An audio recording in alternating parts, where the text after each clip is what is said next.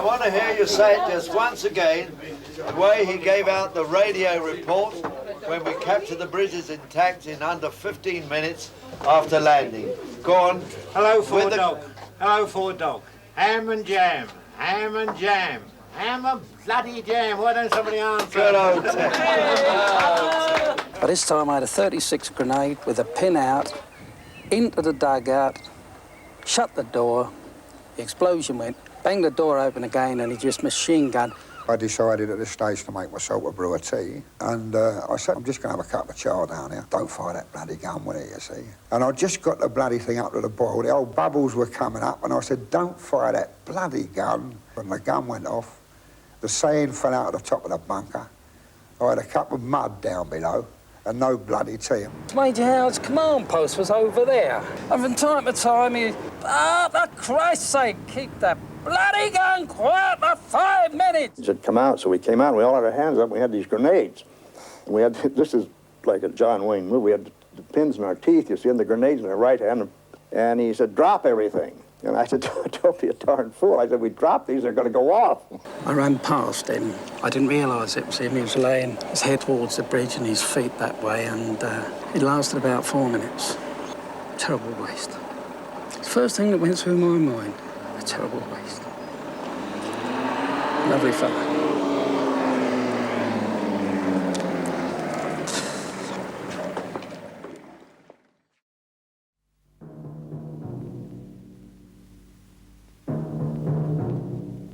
This is London. D-Day has come.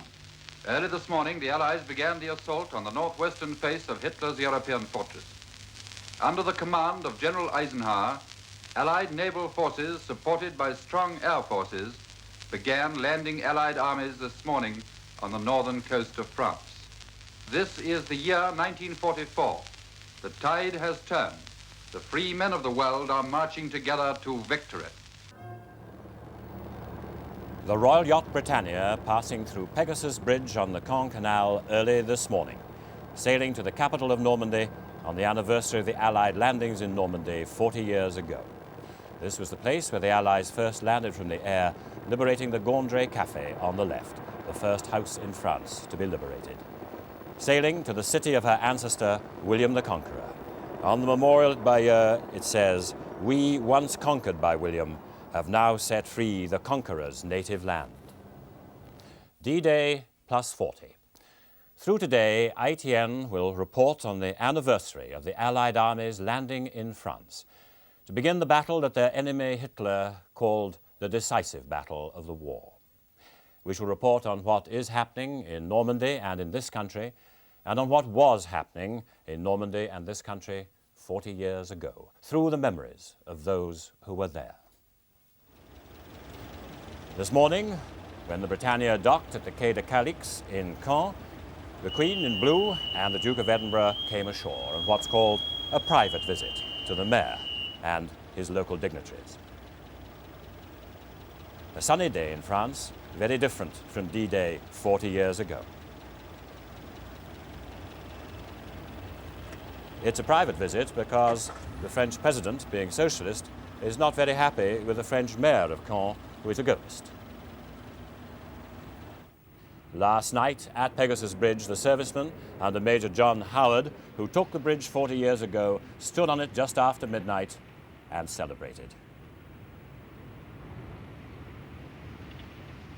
A little slower than they were 40 years ago, but they took it again and took it well.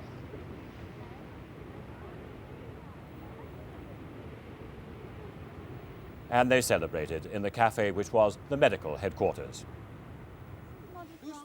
At Hermanville, the children of the village carried on a custom of 40 years, laying a single rose on the grave of each British serviceman lying in the cemetery there.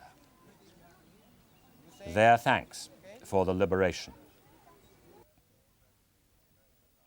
And at Bayeux today, where the Queen will be going this afternoon in the official visit, ex-servicemen went by the graves of their friends who died in the liberation of France in those days of June, 1944. Now, Anthony Carthew was in Caen this morning when the Queen landed and began her visit in the city of her ancestors. And so here's his report on what happened there when the Queen arrived and was met by the mayor of the town. The Royal Yacht Britannia at the very moment of dawn, 40 years after that famous dawn. Very slowly, Britannia was entering the Caen Canal at Ouistreham, where the fighting had been bad enough. Now there was just the sound of the applause from the French crowd.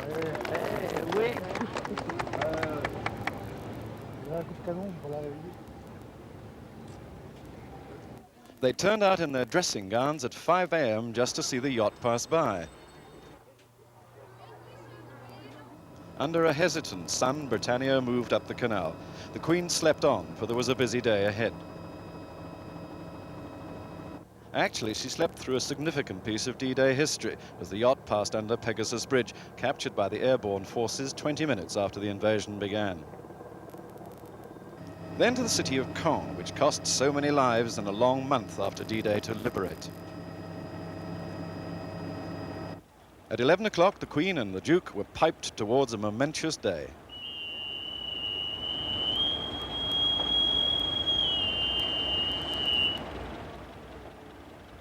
At this stage, the Queen's visit to Caen was technically private, since it did not involve President Mitterand.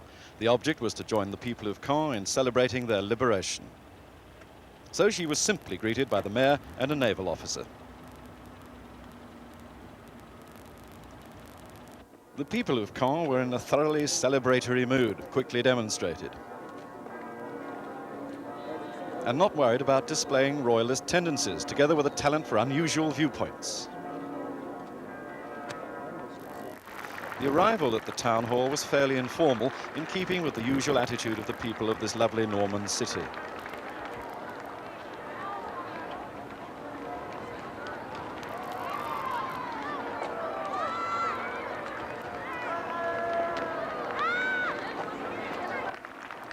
The Queen was quick to sense the mood and happy to join in.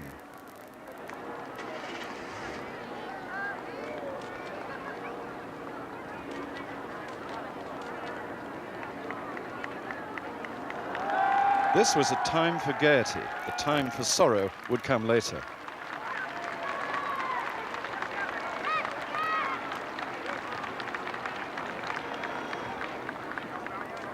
The Duke, in the meantime, was faintly puzzled by the badge of office of the first deputy mayor. The crowd loved it all, reacting after 40 years with pleasure and with gratitude. Caen was the British Army's first objective. It took a month to take it in 1944. The biggest D-Day puzzle was why the Germans never believed the Allies would land in Normandy, and there are many brave explanations for that. One of the simplest is that when the Germans thought of invading Britain in 1940, their Operation Sea Lion took the shortest route from Calais to England. Hitler and Rommel expected the British and Americans to behave like Germans, but they didn't. They respected the strength of Hitler's empire. By the start of 1944, Hitler's Reich still stretched deep into the Soviet Union, throughout the Balkans, and from the north of Norway down to the Spanish frontier. The one place where the British and Americans were established on the mainland of Western Europe was in Italy, but still south of Rome. But there were divisions. The Americans liked the idea of a landing in the south of France as a diversion. Churchill opposed it. He preferred operations in the Aegean and around Trieste at the top of the Adriatic. Stalin opposed that. He didn't want the West in the Balkans. But when General Eisenhower arrived in London on January the 15th, 1944, it was plain there would be an Operation Overlord, a landing in northern France, which both sides believed would decide the war. For it, the Western Allies mustered in, or just off, Britain, 1 3/4 million British troops, 175,000 Dominion troops, chiefly Canadian, 1.5 million American troops and airmen, 44,000 from the other Allies, 4,000 heavy bombers, 5,000 fighters, 3,500 troop-carrying gliders, 1,200 fighting ships, 4,000 assault ships, and 1,600 merchant and supply ships. The Pas-de-Calais worried Hitler and the Germans most. It was the shortest and quickest sea crossing. There were ports round the coast from Ostend to Boulogne where the Allies could land supplies. The Allied fighters could give air cover longer. Above all, a very short thrust eastwards would take the Allies to the Ruhr. Hitler, far away in his headquarters in East Prussia, was always fatally ready to be persuaded that the main thrust would come in the Pas de Calais. He kept his best armour there. The British from the beginning preferred Normandy. They liked its beaches. They thought it would be less well defended. They believed they could quickly clear Cherbourg and the small ports of Brittany. And they thought they could pull the German defenders west and destroy them in good tank country. There were diversionary ideas.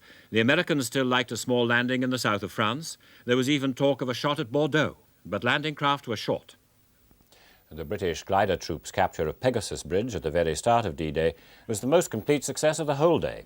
The British and American airborne had many disasters in the early morning of June the 6th, as well as victories. Pegasus was a model of surprise. The crucial operation in the first half hour of D-Day was to capture intact the bridges over the Caen Canal and the Orne River.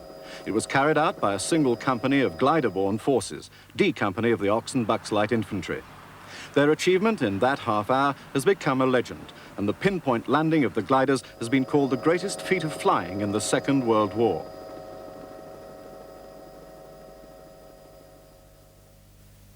The overall airborne strategy was to secure the east flank of the whole invasion area, to capture those vital bridges in the Orne Valley, to destroy others in the Dives Valley, and to put out of action the key artillery battery at Merville. All this had to be done before dawn, when the main seaborne force would land. If the operation failed, thousands of lives would be lost on the beaches. The intention of the glider attack was to deliver a swift, unexpected blow. Thus the gliders took a giant loop to achieve maximum surprise. Down below, we took our last look at the countryside, realizing that before we got back, we had to be engaged in one of the greatest battles of the war. We were all excited, exhilarated. I suppose, in a way, it was like being picked to play for your county or your country. Very silently, we began to swoop down to the ground.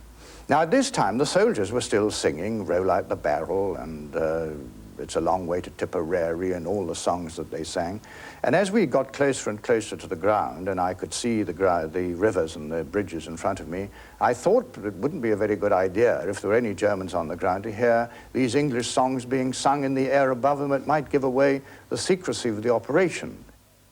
We're flying now close to the canal, parallel to the canal, and I had just said to the troops in the back, we may undershoot. Be prepared if we do. Right, you just charge up the canal bank and take the bridge there. And at that point, I'd hardly said the words when, bingo, we saw the bridge coming up.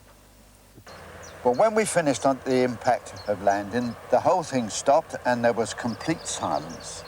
I saw the door I was sitting in front of a few minutes earlier and opened, because we'd opened it in flight after we'd cast off from the Halifax bombers, had completely disappeared, and it all collapsed because we'd telescoped. The poor glider pilots had thrown right through the cockpit, over the wire at the front, and we could hear them moaning, but we couldn't do anything about it, because our great thing then, knowing we were on dock, first here, was to capture that bridge intact. My job was, as a brain gunner, was to rush the right-hand side of the bridge. Danny Brotheridge got up, said, "Come on, lads." He ran, I followed him. I went across the right-hand side of the bridge. Saw, as we made our approach to it, I saw a German sentry which looked like a very light pistol in his hand, and I fired and he went down.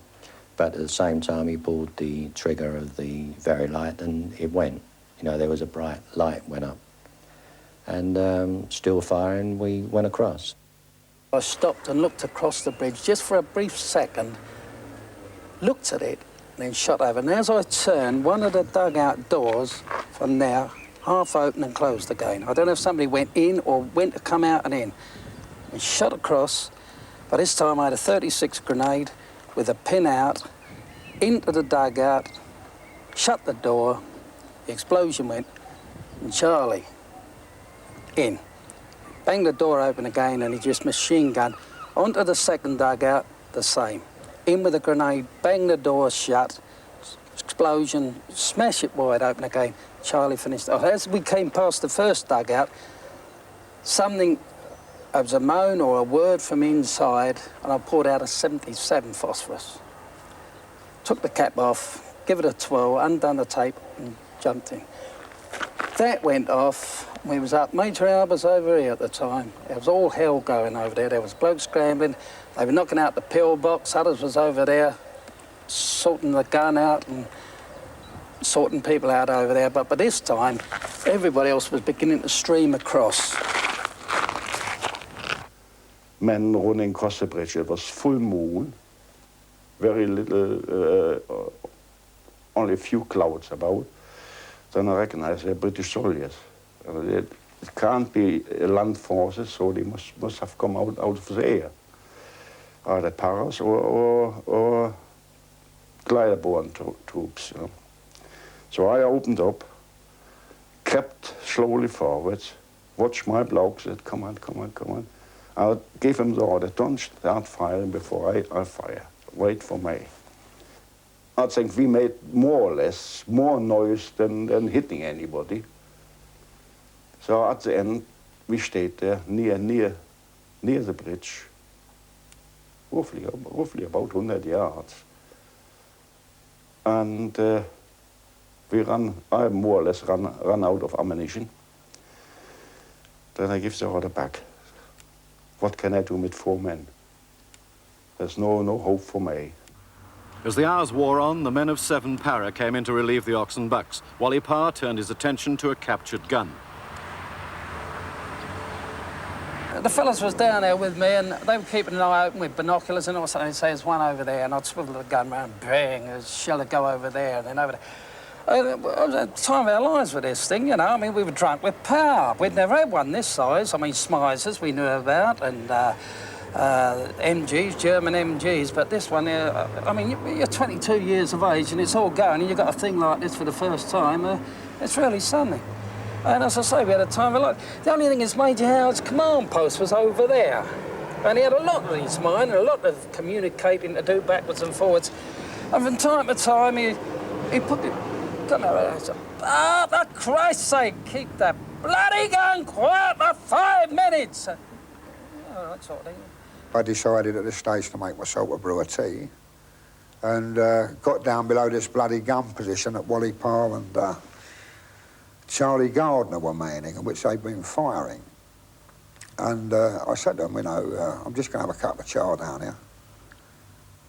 Don't fire that bloody gun with it, you see. And I don't know if you know the old Tommy cooker, but it takes about 20 minutes to get tea decent enough for making a brew. And I just got the bloody thing up to the boil. The old bubbles were just, I can remember this so clearly. The bubbles were coming up, and I said, don't fire that bloody gun. And I heard old Wally shout out a fire order, and the gun went off. The seine fell out of the top of the bunker. I had a cup of mud down below, and no bloody tea, and I was not very pleased. I mean, I was the wildest man in Benneville village at that particular moment, I reckon. But there were other extraordinary moments in that extraordinary morning, as Todd Sweeney found out. I was sitting next to my fellow platoon commander, Dennis Fox, when I heard what I thought were the sound of bagpipes. So I nudged Dennis and I said, Dennis, I can hear some sound, sounds like bagpipes. And he said, oh, don't be silly, Todd. You can't hear bagpipes. We're in France. They don't have any bagpipes in France. So we dozed a little while for a few more seconds, and I said, no, I can distinctly hear, listen. So we listened, and above the sort of odd noises that were going on, you could hear the wailing of a bagpipe.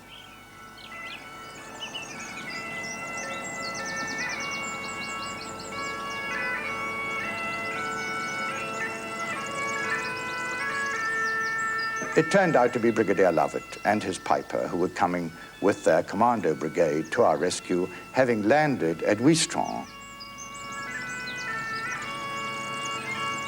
When I first heard I was playing bagpipes in Normandy, I heard about bagpipers of the Great War, 1418 War, and before that. But in modern warfare, bagpipers in battle, this seems rather strange to me. But I think I was very fortunate to play the bagpipes with the 1st Commando Brigade and the greatest military venture in the history of warfare. But there was a price to pay. Dan Brotheridge died on the bridge, the first casualty. I ran onwards to RV where we should have met Dan out there, and I ran past him. I didn't realise it was him. He was laying over in that point there, about 20 yards past the cafe in the middle of the road.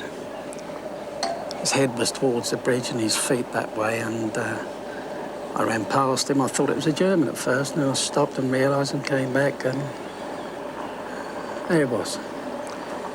It lasted about 4 minutes. It was a terrible shock.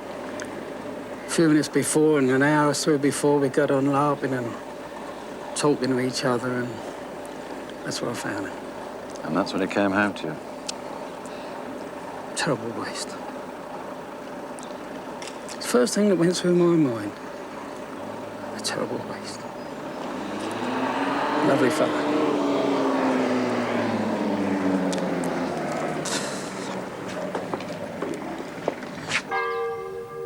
Dan Brotheridge is buried in Ranville Military Cemetery, where many of the airborne men lie. 40 years on, his comrades remember him. I can remember him coming to the company. He's very, very popular. And he knitted us all together. Very popular man.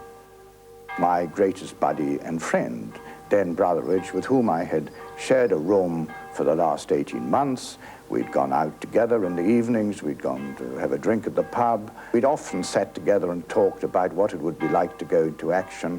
And I suppose this was the moment of truth when you realised that it wasn't all just a great game and fun. It was a serious business and people were going to be killed.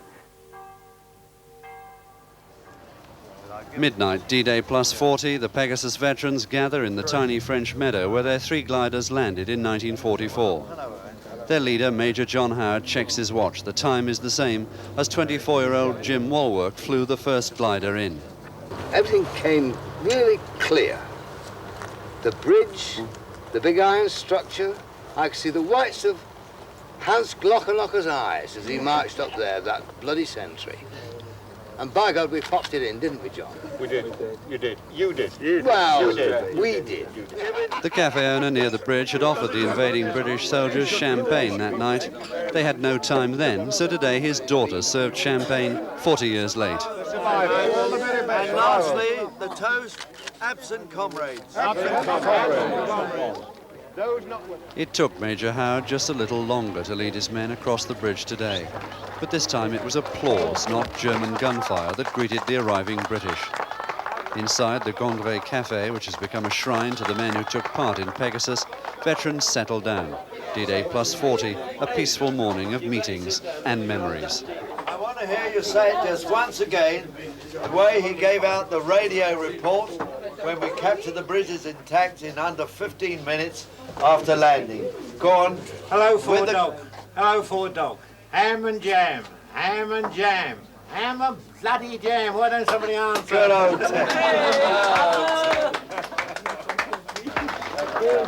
Reflections on that morning in 1944 from some of the men who came to France and lived to tell their story.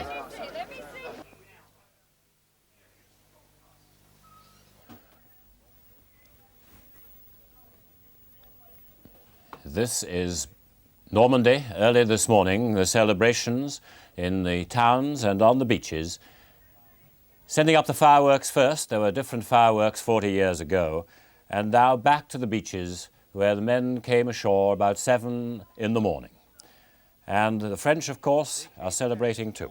Once again, courtesy of the military, as they did that first time. But what a difference. This time they came proudly off the plane, their medals glinting in the warm sunlight. They laughed and joked and chatted easily. How was your flight over? Oh, it was very comfortable. A little more comfortable, I think, than 40 years ago.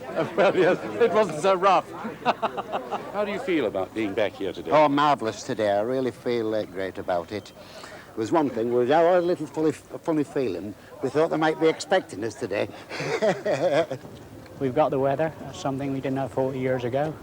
The RAF, which is handling the visit, had coaches waiting for the brief drive to Bayeux, with each coach an escort and a medical officer. Each party carried emergency medical supplies just in case. It was noticeable, as they neared the cemetery, that the banter, which had flown easily at the start of the drive, died away.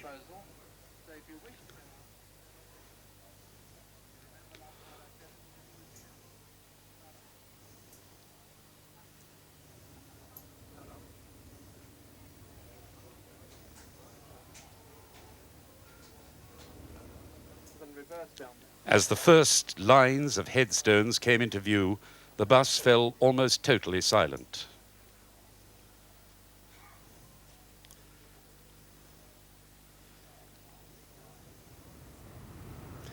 Bayeux is the largest single Second World War Commonwealth cemetery in France.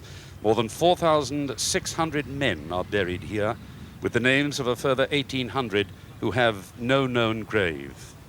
Behind the ceremonies and rituals of today, the reality is this: one man's search for the grave of his brother. Truly, today is a day of memories, proud memories and tragic memories, and who's to say which are the saddest of the two? A child's view of D-Day on a French schoolroom wall. In the village of Hermanville, the children aren't allowed to forget the events of 40 years ago when the Allies walked ashore and came to their village to bring freedom to their country. Every June the 6th since then, the children from the primary school have marked D-Day in this simple and moving way.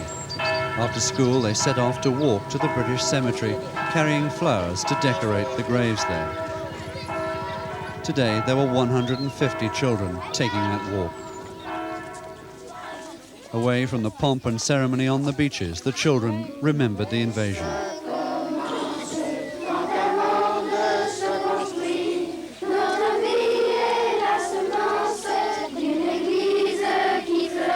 For a moment, the past and present came affectionately together. There are 1,000 British soldiers buried here, and for each one, a carnation said a child's thank you. It's a tradition the children and their parents say they're proud to follow. Already it's only their grandparents who remember the events of 1944 and what happened in the village. But mothers themselves, not even born that day, bring daughters here and teach them patiently why the events of that day must never be forgotten. So many names, so many memories. Young men who came ashore fearful, hopeful, many cut down by enemy fire within hours of the landing and less than a mile from the sea. Both the known and the unknown soldiers who gave their lives here 40 years ago. NATO ships lie off Utah this morning. The sea quiet, the dawn wind hardly moving across the wide beach where the 4th American Infantry Division stormed ashore exactly 40 years ago. Preparations for today's big ceremony have been going on for a long time. Each time the tide goes out, the beach has to be tidied, the tapes for the marching troops carefully laid out. It has to be a spectacle too, and French parachutists drift over the beach, solo, or standing on each other's shoulders. All part of the multinational display for the American president who's coming here today. President Reagan will also go to Pointe du Hoc, stormed by the 2nd Rangers, where the American ceremonies started today, and to Saint-Mère-Église, where there's already been one small ceremony this morning. This was a ceremony to remember the Americans of the 82nd and 101st Airborne Divisions who led the attack with a night jump and who suffered such heavy casualties, and the 4th Infantry Division, who came off the beaches to join them later in the fight for the Cotentin Peninsula.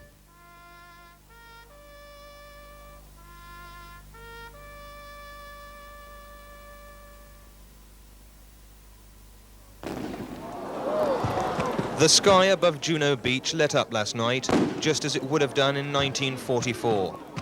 But this time it was colourful, celebratory fireworks which filled the air, as soldiers from the British Light Infantry, whose veterans backed up the mainly Canadian assault here, were clapped through the town at a rapid rate of steps.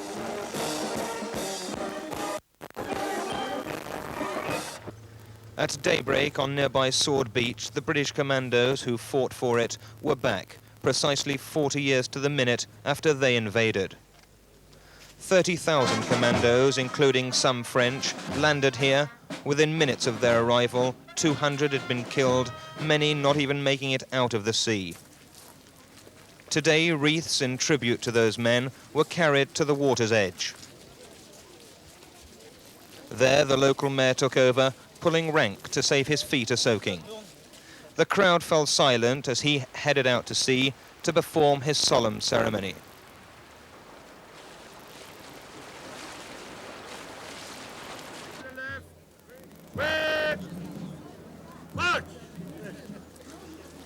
Time then to recall some drill square training as some marched stoutly off the beach.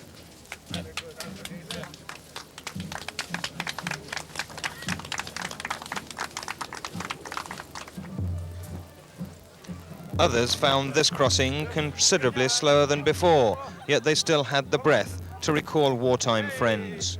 I've not been back in 40 years. Some of these lads come back regularly. For me, it's one of the highlights of my life to come back to the people that we were. I cried when I seen the names on the graves, you know, of lads who I soldiered with right through, we joined the army together, 18 years of age. From green to red berets and the return to Ronville of the Paras, 24 hours after their official parade here past Prince Charles. Today, with less pomp and ceremony, they assembled for their own private remembrance service in the village where they landed and liberated. And for some, a touch of up-to-date adventure. After recovering old maps and photos of the area, they intend to spend the rest of the day searching for the wreckage of the glider which brought them here on that very first occasion. Eventually, just 10 days ago, the Defence Department relented and allowed a number of war widows to go to Normandy for the anniversary. One was asked, "What happened to your husband?" Burnt to death in his plane. I couldn't have anything, watch or ring or anything to keep. And he's buried in, this is Bayeux, of course, isn't it? This is where he's buried. I've got to try and find where the grave is. You haven't seen the grave yet, then? Not now, not since this. I only saw, well, it wasn't a cross or anything on it, it was just stones. And I just asked somebody, there was an old Frenchman, I think, looking after it, and he said it was somewhere in the middle somewhere. I managed to find it after a long search, but I'm dying to see it now. So, what did Churchill really think of Montgomery? Oh, he thought very highly of him, but of course he had a very difficult job keeping Eisenhower and Montgomery from each other's throats, because Monty thought, and I think rightly, that he was a much more professional soldier than Eisenhower. On the other hand, of course, he hadn't got any of Eisenhower's qualities and characteristics as a supreme Allied commander. He was a better soldier, but he was a much less fine statesman or diplomat. And you flew the Channel twice yourself on D-Day? Yes, I did. I was very lucky. I saw the Channel boiling with ships in the morning and again in the evening. And the great aerial armada of planes beside one. One felt one was in a great crusade. And there was very little seen of the German Air Force? Not on D-Day. Later on, my squadron have found quite a lot of them, particularly inland, but not very much over the Channel, and certainly none over the beachhead. What is extraordinary were the line of battleships. As one flew over the Channel, I may say, in perfect 10/10 clear sky. It wasn't until you got to north of France that the cloud came down. But as one looked down and saw this great semicircle of grey battleships, some of which one could identify, the Rodney, the Warspite, and so on. It was an amazing sight, and to watch their huge guns firing inshore at the targets. Unfortunately, one of my fellow officers was hit, believe it or not, by a 15-inch shell from the Warspite. Thank you. Now, in the West, the Allies were desperate to get a deep-water port as soon as possible. Some of the commanders didn't trust the floating Mulberry harbours, so they picked Cherbourg. Now, the British had fought there in 1940, and they'd held the Germans off with only a brigade, so they said it must be taken quickly. The Americans committed 2 airborne divisions in the plan. Then the British Air Commander Lee Mallory warned it could be a disaster, and it nearly was. It was a cloudy night, and just as we were over the channel, the moon broke through the clouds, and the channel, of course, became quite silver. So we spent most of our time looking out the windows. Saint-Mary-Église is a small town and was at the center of the whole American airdrop. On the only main road right through the region, it was absolutely essential to capture it quickly. The plan was this. The 2 divisions would fly west to east across the peninsula. 3 regiments of the 82nd Division were to drop west of this main road with 2 main objectives. 1, to seize the river crossings on the Medoret River. 2, to capture Saint-Mary-Église. At the same time, the 101st Division would drop between the road and the sea. 2 regiments were to secure the 4 narrow causeways off the Utah beach. 1 was to head south to cut communications and seize the important lock at La Barquette, which controlled the floodwaters of the Medoret Valley. But the paratroopers had dropped far and wide.